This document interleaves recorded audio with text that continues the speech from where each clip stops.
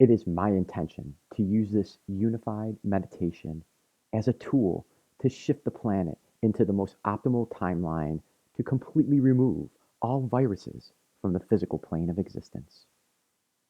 I am visualizing the cosmic central sun as a pillar of brilliant white light emanating from this source.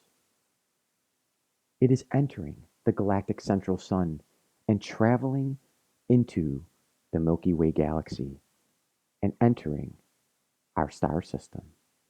And this pillar of source light is passing through me, around me, and all beings on the planet right now, into my heart center, and down through into the core of the planet at this time.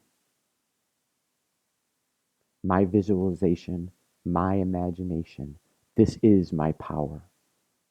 And it is my intention, the course of the events on the planet, the living, breathing planet of Gaia, shifting into positive outcomes, shifting away from epidemics, away from wars, removing away the global domination. Visualize white, visualize pink, visualize blue, visualize golden light.